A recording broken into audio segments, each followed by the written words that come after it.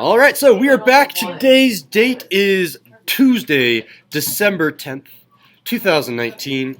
We are doing lesson 5-7, number of solutions. This is the algebraic version. This is our second to last lesson of the entire year ending in December, right? And then we start again in January. Definitely the last lesson, the second last lesson before finals as well. Tomorrow's lesson we're doing word problems, then we'll be done. So, objective. Who's got it? Emma. Find the number of solutions to a system of linear equations without graphing. And that's the key, without graphing. All right, so here we go. Charles already helped us out, so this should be nice, good review. What is a graph of a system of linear equations that has one solution? Ulysses. They're like crossing. Crossing, yeah, so everyone makes something that's crossing. And technically, if it's a system of linear equations, that means you can have at least two. You could have three. As long as they all cross at one point, that is the solution to all of that system. And again, we're doing linear equations, so they have to be lines. I mean, you could say, okay, one solution is something that looks like this, where you have a line that goes like that. Well, yes, you're correct, but that isn't a line. That's a parabola. And we'll get to that next year. I should say next semester. That will be less confusing. All right, zero solutions. Quiet raised hand. What does that look like? Ozzy. Do it with your hands. Yeah, and what is that called? Parallel. There it is. Yeah, parallel. So I have one line and then another line. Both of them have the same slope. They never touch. Ooh, nice throw. And infinite solutions. Who saws their card? Who can get in here? Yeah, Larissa. It's when the two lines are basically the same. Yeah, the same line. So I have a blue line there and then a red line there. They're exactly the same line. Okay, so I'm going to come back and fill in this part later. I'm going to leave it blank for now. What happens in terms of the algebra? So what I'm leaving this space for is, say you didn't know that you were supposed to just look at the slope, the y-intercept, Hazi, and then you just tried solving using substitution or elimination. What would happen in the case where I had parallel lines? And I'll do that for you in a sec, but we'll see. Okay, so the slope, though, in terms of the graph for one solution. What are the slopes? Are they the same or are they different? You got a 50-50 shot here. All of these lines, do they have the same or the different slope? Quiet raised hand. Esha. I think they have different. They very much have different slopes. They have to have different slopes, otherwise they're going to be one of these two options. So the slopes here are different. What about for zero solutions, where I have parallel lines? The slopes are what, Charles? The same. Same. And what about infinite solutions, where it's the same line? That means the slope, therefore, is quiet raised hand. Ugo? Same. The same again, yes. So in order to distinguish between the parallel lines, the zero solutions, and the same line, infinite solutions, since they both have the same slope, the only thing that's going to distinguish them is the y-intercept. So the y-intercept for parallel lines is what? Different. Different. And the y-intercept for infinite solutions, therefore, is the other one. Quiet raised hand. Easy XP to get in here. I guess we'll go with Charles again. Same. And we don't care about the y-intercept for the slopes because, yeah, as long as they're different, they're going to have one intersection point. You don't care about the y-intercept. And this is kind of going to give you the hint to solve these problems really, really fast. If you get them so you can find their slope and you can find their y-intercept, slope-intercept form, then you will be able to really quickly say, okay, just check their slope first. If they're different slopes, done. I know that there's one solution. If they're the same slope, then you have to go to the next step of saying, okay, well, what are their y-intercepts now? That's the process, over and over. Get it into the slope-intercept form, check their slopes, and then maybe check their y-intercepts if their slopes are the same. That's the three-step process that you're doing today. But before, I guess we can do that really quickly. So we can get the answer nice and quick. Oh, for here, do we put in the equation? No, let's leave that blank. I'll come back and help you guys fill that in. This one is already in slope-intercept form. So we've hit step one. So you can come over here and say step one, slope, intercept, form, aka y equals mx plus b form. They're already in that form. So that was step one, done. Now step two, we are now going to compare the slopes. So I need someone with a quiet raised hand to compare the slopes of these two equations and therefore to tell me oh, that means you're in this ballpark or this ballpark, and then we're going to do a different volunteer if we need a y-intercept. Oh, I was gonna say, Esha. I just said that. Well, the slopes are different because the slopes are -3 and +1. Ooh, careful. So the slope is always the coefficient of the x. Oh, sorry. Okay, sorry. Well, the slopes are exactly the same then. That means between, what are our options, just knowing that the slopes are the same without looking at the y-intercepts? Infinite solutions. Or, Or 0 solutions. there it is, yeah. So just from the slope, infinite solutions or 0 solutions. Thank you, Asha.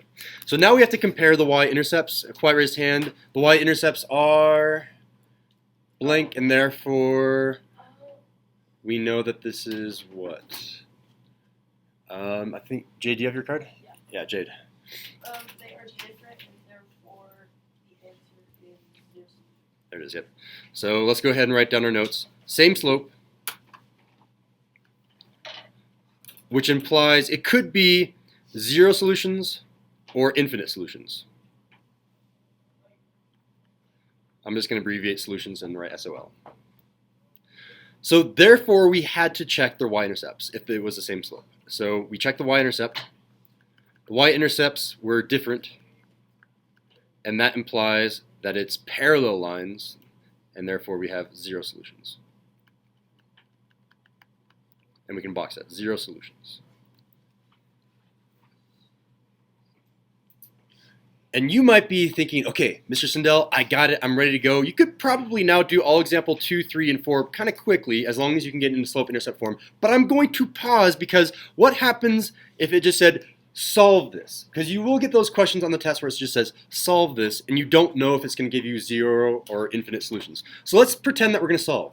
We're going to either use, well, let's not use graphing, because I want to try to use algebra. So let's use either substitution or elimination. I don't know what you guys feel more comfortable with. Do you want to do substitution for this one or elimination? Quiet raised hand. What?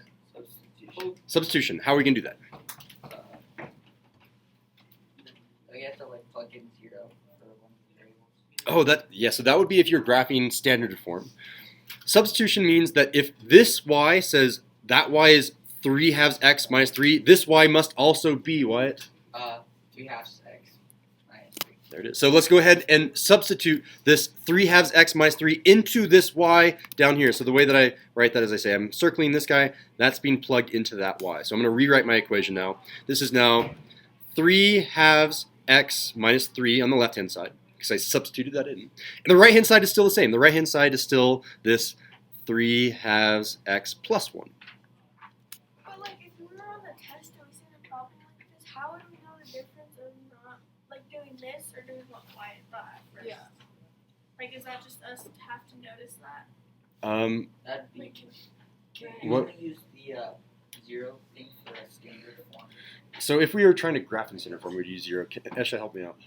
So, well, like, so you can tell, because we've been working with slope-intercept form and standard form, and like, you can tell between the differences, because slope-intercept would be y equals something x minus something, and standard form would be like whole number x plus whole number y equals whole number. so with So that's standard how you form, know. that's when you do. 0 to find each Yeah. variable. And only when we're graphing. And I said for this one, let's try not, because there are 3 ways to solve it. And you're thinking, okay, let's just graph it and then substitute it in 0. Or that's, I guess, what kind of why I was thinking. And that is correct. You could totally solve it by graphing. We're going to try to use either substitution or elimination. So in this case, we're doing substitution, and that's why I'm plugging in this 3/2 x minus 3 into that y. Just to force you to use either substitution or elimination to see what happens with this algebra, because we need to fill in these boxes here. What happens with the algebra? All right, so now I have this equation after doing the substitution. What is my next step? Larissa? Subtract 2/3 or 3/2 to. Minus 3/2 x, yeah. So minus 3/2 x on both sides of the equation, minus 3/2 x, and that'll cancel out there and there. What do I have left? -3 is 1. Huh. Weird. What does that mean? Have you guys ever seen this before? Yeah. If you're saying no, then you're maybe forgetting, but we have seen this before. And what does this mean? Oh yeah, do you have a question first or No. answer? Yeah. We'll give it to someone else. Can someone help explain what's going on here? Kira? So they're not equal, -3 and 1, and that means there's no solution. We learned about that kind of when you're like starting to learn this and stuff. If it's not the same number, then there's no solution. There it is. Yeah, so let's go ahead and write this example. When I get algebra, it's something like -3 is equal to 1 or 0 is equal to 2, something that is clearly impossible. When I boil down the algebra, that means that I have no solutions or 0 solutions. So I'm going to come down here and say, okay, yeah, I can conclude 0 solutions. Mr. Sindel, wait, Yes. what? What? I think there is a teacher. Go up, up the page. What do Why'd you mean, put one that solution? in one solution? Oh, oops. Yeah, you both can log the extra point. This was the no solutions. That's the 0 solutions. Thank you. So -3 is equal to 1, or 0 is equal to 2, or 7 is equal to 5. Anything that clearly is impossible to do. And it's usually something numeric. Usually you don't have variables at that point. Oh, never mind. All right. So I'm going to tweak this problem before we move on too fast. What would happen if I changed this -3 into a positive 1 so that these matched up? What would happen in terms of the algebra? What would I get specifically down here? This -3 equals to 1 would turn into what, Jade? 0 equals 0. And what does the same number equal to the same number mean? So if I got something like 0 is equal to 0, keep going, Jade. There it is, infinite solutions. How do you get 0 is equal to 0? Because of the same equation. And so if you're subtracting them from each side, it's just going to equal 0. Yeah, is it okay if I kind of show the work what would happen up to that point before I call in either Charles and Wyatt? So if I had this as, instead of -3 as +1, then down here this would be +1, and then I would have this as +1. I'd have 1 equals 1, or I could subtract 1 from both sides and get 1 is equal to 1. Either way, I would get the same number equal to the same number, because these are literally now the same equation. Y equals 3 halves x plus 1, y equals 3 halves x plus 1. Since they are the same equation, they literally look like this on a graph, and they have infinite solutions. So in terms of the equation, I have the same number equal to the same number, so I can undo this so I'm not scratching out all my work for my notes later. But I get 1 equals 1 or something like that. So I can fill in over here 1 equals 1 or 0 equals 0 or 7 is equal to 7, something like that. Yeah, Charles. So for one solution, would you put it like as x equals or the coordinates? Yeah, and we've seen that before too, yeah. So let's go ahead and fill in what Charles said.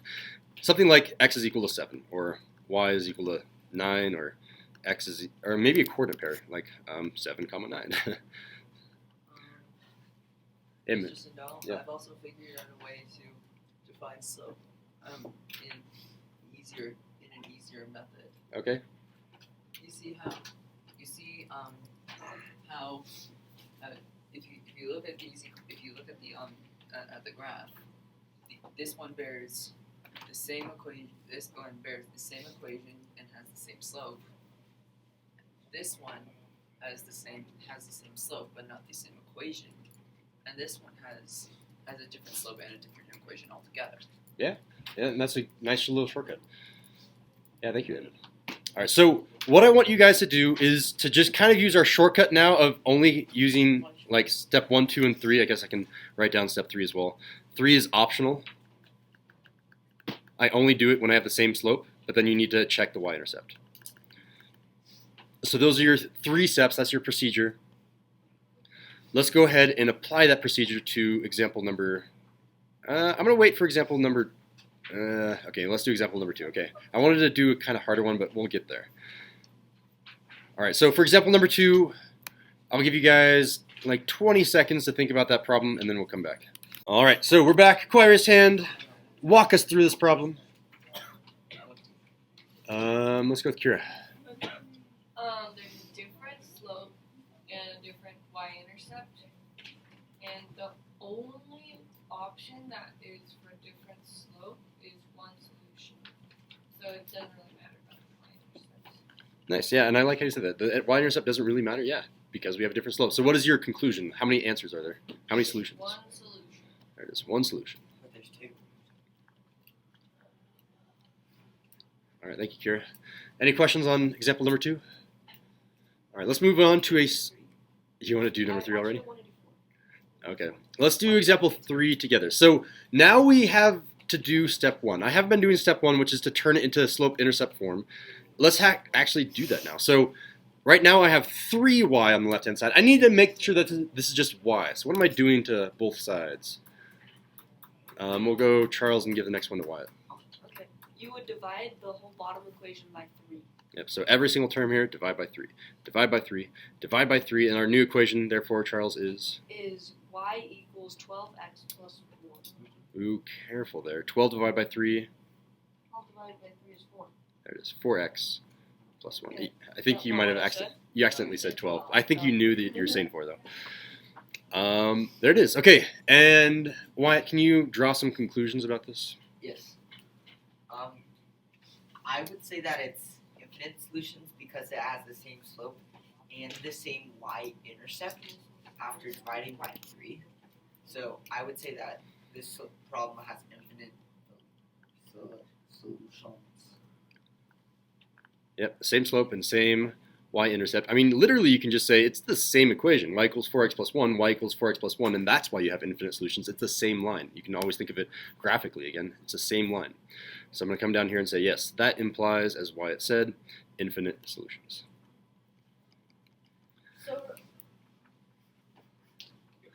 Yes. so anytime you have an equation that's infinite, the equation usually be exactly the same. They will be exactly the same.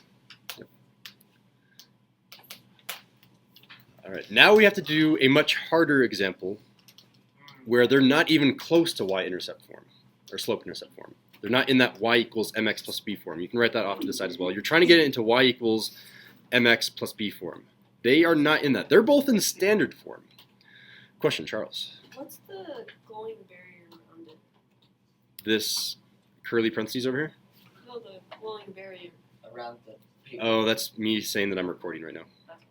That's the area that I'm recording. So if I go over here, now you can't see the mouse. Now you can see the mouse. Whoa. Exactly. Yeah, so how am I going to turn the first equation into slope-intercept form? Give it to Kira.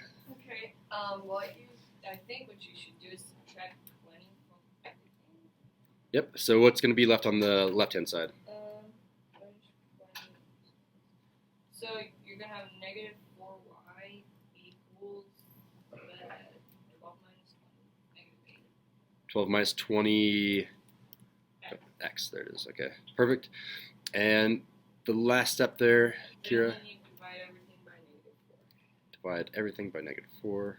Divide by negative 4. Divide by negative 4. You get the same. Equals Oh, I see. minus 5. Careful with your negatives. I'm going to get some questions right after Kira finishes. What's 12 divided by negative 4 again, Kira? 3. Careful of your negatives. Negative 3. Why is it negative 3? Because a positive divided by negative equals a negative. Perfect. And then this negative 20x divided by negative 4 is Is positive 5x. All right, so questions time. I see Charles making the Q. Yes, Charles. So couldn't you just find the slope within the point-intercept form and the y-intercept? What do you mean by that? So like you would like cancel, like get rid of the 4y on the top, and it would be 20 divided by 12, and that would be your x-intercept. Oh, you're like Like as if you're slope? graphing it? Yeah. So that's finding the x-intercept, but not the slope. Well, once you find the x and y-intercept, then you find the slope. Yes, you could. So that's a slightly longer method because you would not only have to substitute 0 in for y, 0 in for x, and then find the x and y intercept, but then you'd have to do the triangle to calculate slope all over again. It's a longer process, but it does work. Another question, Emma.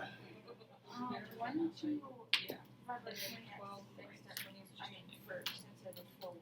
I know, but like why did you do negative 4 instead of negative 20x? So I didn't really show my work here, but what we really did was minus 20x because what we're trying to do is we're trying to get that y by itself.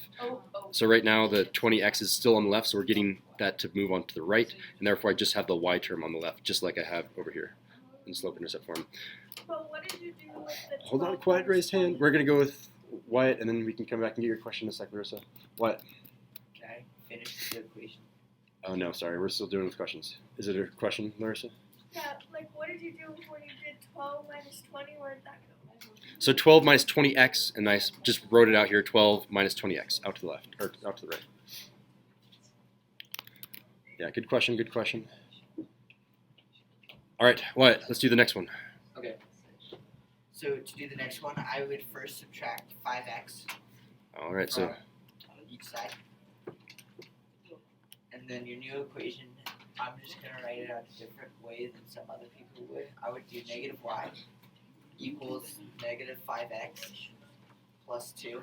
Okay. So it's in the standard y equals mx plus b form and not in like a 2 minus 5x. So nobody gets confused. okay, And then I would divide by negative 1 on Wait, divide? under, Wait, you can divide or multiply. It doesn't matter. or you Connect what, make y. And then you get what? and then you have y equals 5x minus 2. But those don't look the same. 5x minus 2 and negative 3 minus, well, I guess they're different numbers, but this one is a little bit off, right? Charles? It's just putting the slope and y-intercept in different places. Oh, okay, so It's not this is the same thing as y equals positive 5x minus 3. Okay. So you can just switch those two around. All right. Wait, Ulysses, question. wouldn't it be a negative 5x? Where are you looking? On the left-hand side or the right-hand side? The right hand side. So the right-hand side, I have a negative 20 divide. Oh, okay. divided by negative 4, 5, and then just moving over here, 5. Yep. Good questions, good questions. There's a shortcut for this one. Does anyone have an idea of how you can do this without turning it into slope-intercept form? A lot of people do. Jade? Can't you just subtract or you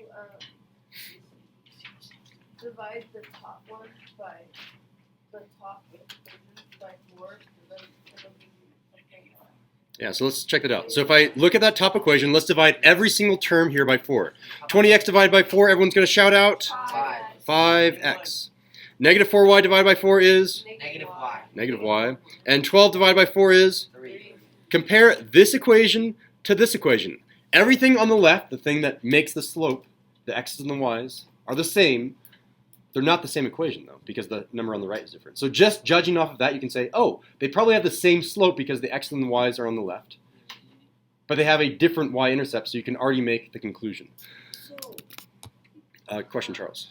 so would we, like, to do that again, like, for a different equation, would we, like, find out that the y on the bottom was alone, so we made the one on top alone? Say that one more time. So, the negative y on the bottom does not have a very coefficient. but the top one does. So did we do that to get rid of the coefficient? I think partly yes. No, I think the other answer is every single number here is divisible by 4. True. And you can kind of note that, like, hey, if I divide by 4, I get really close to the values that were on the bottom equation. If there's nothing evenly divisible on that first equation, there's nothing to do. All right, and we haven't finished. What is our conclusion? How many solutions are there? Emma, finish us off. No solutions, and why is that?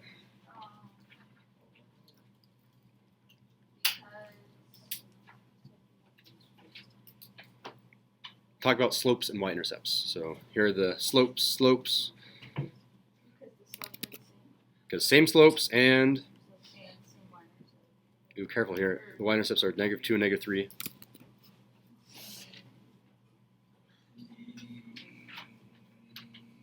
Are these the same or the different y-intercepts? Oh, there it is, okay. There it is. Yeah, thank you, Emma. Yeah, 0 solutions because same slopes and different y-intercepts. All right, so let's come back. Can you have your feet off the desk, please? Thank you. Objective. Find the number of solutions to a system of linear equations without graphing. Give me a fist of 5. How well can you do that objective? 6. I'm seeing 5s, 4s, 6, 5, 4s, 5, 4s, 5, and 4, and 4. Okay, those are pretty high scores. That concludes our notes. Good luck on Khan Academy.